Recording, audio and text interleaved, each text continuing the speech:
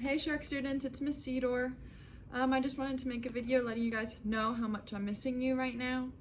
And I thought that one way that we could continue learning together is by reading our school book together, The Adventures of a South Pole Pig. We have already started this in class. We are on chapter 15, so that's where I'm gonna pick up. You guys might be ahead of me or behind me, but I'm gonna pick up on chapter 15 because that's where we finished in class. That's page 101. So if you guys want to read along with me, I'm going to try to read a chapter a day and get it out to you guys. And that way we can keep reading our book, The Adventures of the South Pole Pig, together. So I'm going to start on page 101, chapter 15. I'll let you guys get to that spot. Chapter 15. Flora woke up the next morning with a terrible headache, but also a change of heart. She staggered to her feet. "Enough," she said out loud. Sophia had been wrong when she had said pigs were like frogs. Pigs did have weapons, but what were they? Flora paced weakly back and forth. The chain around her neck clanked against the boards at every step. No answer came into her head. Flora ran her tongue over her teeth. They were great for chewing leftover scrambled eggs and watermelon rinds, but they didn't feel like weapons. And her hoofs weren't sharp enough to put a hole through a paper bag unless it was wet. The door opened. "Good morning, delicious." Amos dropped the food into her bowl and ran his hands over Flora's ribs. "How's Amos's little sausage?" Spit flew from his mouth with every word, and then he was gone. Flora fixed her gaze on the dark corners as she warily moved over her bowl. She didn't take a bite. Slither, click. She could hear tails sliding and toenails tapping just out of sight. Then a low tide of hissing rats flowed forward in a half circle in front of her. Flora realized she was more than 5 times as big as the largest one.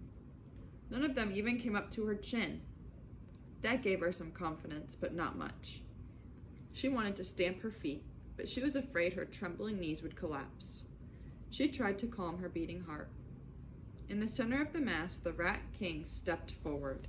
He opened his mouth impossibly wide, like an enormous yawn, and then brought his teeth together in a loud snap. In the next instant, Flora was attacked. She swung her head, sending a couple of rats tumbling, but didn't stop the crush of fur and teeth. Some jumped on her back, while others went at her underbelly with sharp bites. She came down hard on her front feet, trying to stomp a hairless tail or two, but the rats were too fast. Flora scrambled backwards, and as soon as she moved away from the bowl, the rats called off their attack and scurried to get their share of slops. Flora looked down at her shoulders. They were covered with scratches and drops of blood. She felt dazed. Nothing had prepared her for an enemy so fearsome. Flora recalled Luna's attack at the barn rat. What would Luna do with a whole thieving bunch of ship rats? Well, she wouldn't give up, that's for sure. "I won't give up either," Flora thought, trying to find the courage to believe the words. "I can't give up. They're eating my only food." Remember what they said about pigs. They have spirit. I hope that Flora finds hers.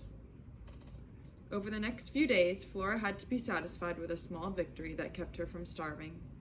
When Big Amos came down with her food, she found she could eat 4 bites by swallowing without chewing before he clomped away. By stamping her feet, she could usually keep the rats at bay and grab one more bite before the entire crew gathered. They were brave only in a large group. She also knew that when she backed off quickly, they would leave her alone. But all of this meant she still got little to eat. Yet Flora was determined not to give up on her dream. She continued to pull her box back and forth to improve her strength, and sometimes she practiced going a little crazy, prancing on her hind legs, shaking her head, and snorting. All the while she would whisper to herself, "Don't give up." The training always tuckered her out, which was just as well. It was easier for her to drift off to sleep at the end of the day. One night, curled up tight to stay warm, she saw 2 stars appear in the blackness. In her hazy half-sleep, she didn't question how stars could come down from the sky and shine in the hold of a ship. She just watched the tiny glimmers of light and remembered the night on the dock. The 2 stars twinkled, and then they blinked. Flora sat up and grunted, her chain clinking softly. Stars didn't blink. She waited. The pair of lights developed a furry face around them. Cat attack, said the face. Sophia, squealed Flora. You changed your mind. You came with us. So that is the end of chapter 15. Hopefully tomorrow I'll be able to get chapter 16 out to you guys too. And you guys can continue reading along with me as we follow Flora. I think that her adventure is going to start soon.